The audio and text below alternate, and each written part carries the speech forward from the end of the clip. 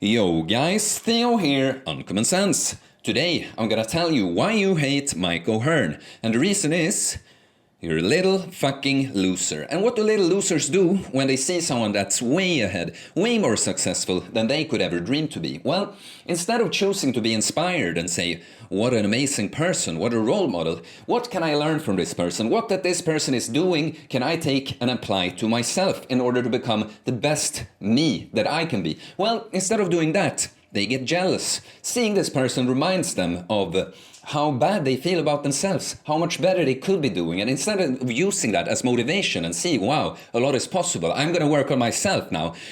Well, it's always easier to just blame the other person. Oh, no, there's nothing wrong with me. It's this person. It's this crazy, successful person that's doing things wrong. I'm doing things right. Look at all the valid criticisms I have against this person. No, it's this person's fault that I get upset watching it. He's doing it wrong. I'm doing it right. That's kind of how it works. And I know from experience, because I've experienced this in my life. And I'm going to make a point about life in general, but I'm going to take Mike O'Hearn as an example because I love Mike O'Hearn. And look, some people would bring up right away that he's lying. He's lying about being on steroids.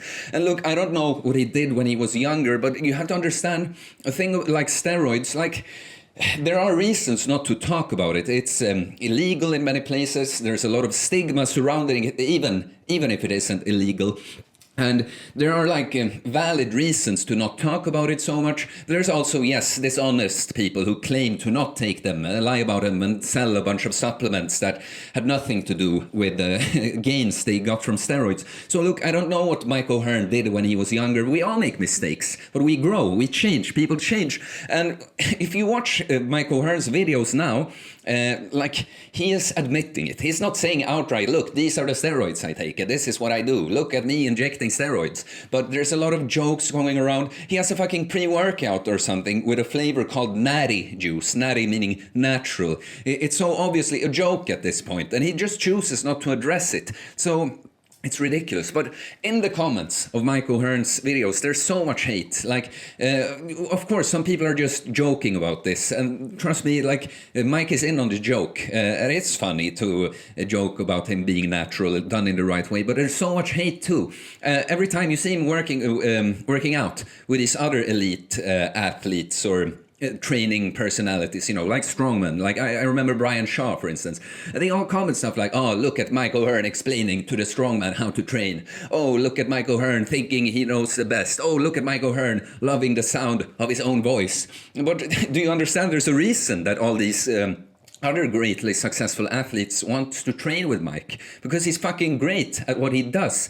And look, I know, because Mike O'Hearn is that kind of person. He knows a lot. He knows a lot, and he has great results on his own, and he just wishes to teach you. He wants to talk that much because he's an extrovert. He wants to teach you. He wants you to understand the important things, That's another reason I think he doesn't want to talk about the steroid part too much, because, of course, there are some differences in how you should approach training if you're natural or on steroids, but the overwhelming majority is the same, consistency, progressive overload, compound exercises, get stronger.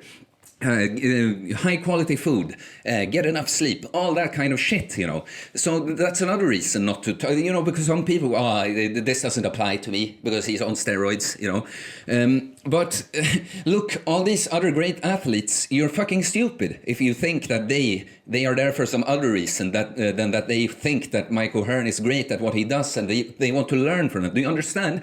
All successful people, they love to learn. They love a situation, even if they're great at what they do. If there's a little nuance, a little aspect of the thing they're doing that they could learn more about, they love an opportunity. Like all great leaders, they know when to take all great leaders and teachers to take the role of a pupil. Okay, I have something to learn now. I'm gonna talk a bit about myself briefly. I know this because, long story short, for you who found me through these videos, it was used to be a skinny, fat, little loser, degenerate person who changed my life with training and nutrition and a healthy lifestyle, And the thing is, I came out of a huge depression. I was suicidal. I thought my life might end. And so when I turned things around and managed to do quick and good results with my body too. Like, and I got into this actual like natural bodybuilding interest that I have too. Well, I posted pictures and stuff with like the message like, look at me, you know, that. And not to look how beautiful I am now. Look at my pretty body. You know, it was like, look at me. I used to feel like shit. I used to look like this. Like, you can see that I wasn't doing well. And look what I managed to do with my life. And look, a lot of people, like the majority, to be honest, have been positive and given me good feedback. But I hear things behind my back. And also, a lot of the time, the people, your biggest critics, are the people closest to you. Because, you know, you used to be kind of on the same level in many ways. And then you start to change, and again, instead of being inspired and saying, oh, maybe he's onto something, maybe I should do that, they find errors in you. And so some people thought I was like a narcissist, and I'm just so fucking proud of the way I look now that I just want to show it off all the time. They don't even read the message I put there, and all the shit I say about. I talk so much shit about my old self, what a little loser I was, and just how happy I am that I managed to turn things around, and that I want you to do that too, because I know that because of the person I used to be and who I became, I know that you can do it too. But some people, they just can't fucking see it. They just can't fucking see it. And that's a thing, you know. When you have managed to do great results on your own, you don't give a shit of these little fucking losers, you know. It's like, do you think Mike O'Hearn cares about your bullshit whining in his comments about him lying about steroids, or that, oh, look at him, I don't know, explaining to a strong man how he should be training?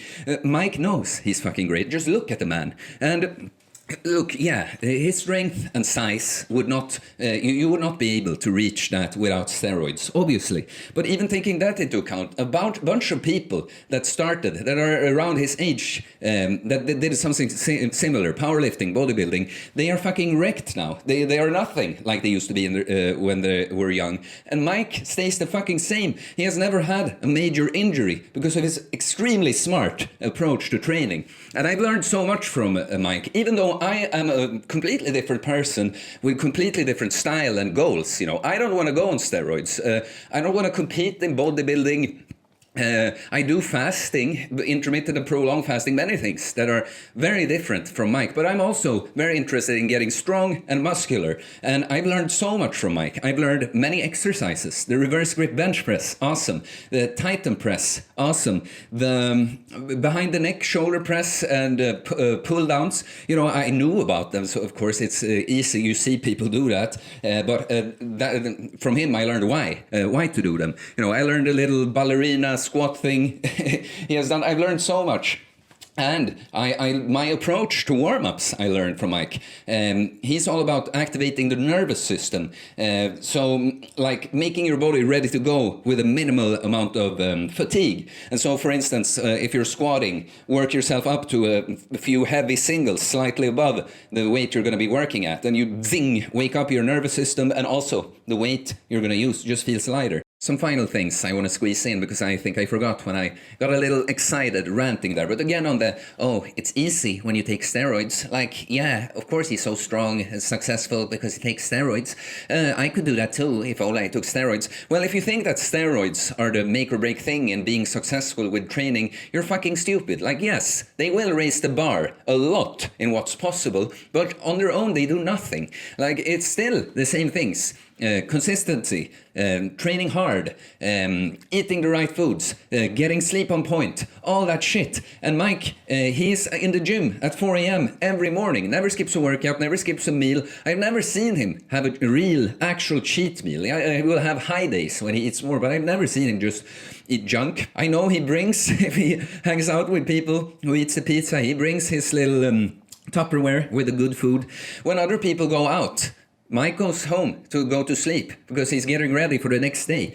Extreme consistency. And the last thing I want to say, what he also taught me is about these unusual exercises. Well, it's by getting strong in weak positions that you bulletproof yourself so that you don't break when you go back and go really heavy on just the regular versions of the big compound exercises. Look at Mike. Look at Mike and other people that started bodybuilding or powerlifting at the same age as him. Look where they are now and where he is now. So I've learned so much from Mike O'Hearn, and I could just also be like, I'd also be that big if I was on steroids. Yeah, I could also be that strong if I took steroids. Oh, look at Mike. Oh, he thinks he's all that. He fucking is all that. And he is not ashamed of it. Do you understand?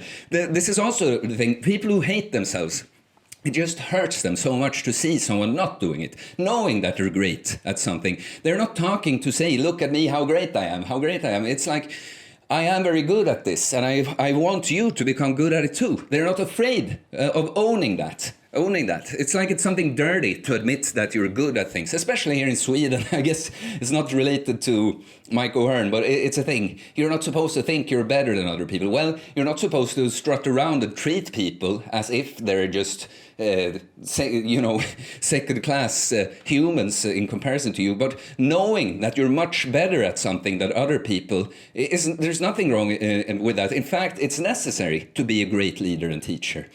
So if you hate Mike O'Hearn, if you find yourself having criticism against Mike O'Hearn or someone like him, well, you might have to reconsider. Maybe you don't hate Mike O'Hearn. Maybe you hate yourself because you're a little fucking loser, but you're projecting that onto someone that's just much more successful than you, instead of learning from them, being inspired from them, and making the best you can with what you learn from them in order to become the best version of you. And all of a sudden, if you go that path, all of a sudden you'll be fucking great. You'll be amazing, and you know it, because it's just when you achieve great things, it's just undeniable. What I went through with the panic attacks, the person I was, the way I was feeling, and the way I am today, I can't believe this is true, but I can though. But I'm saying it's such an amazing change, but it's so in my face. I'm living this. I know that it doesn't matter what someone say.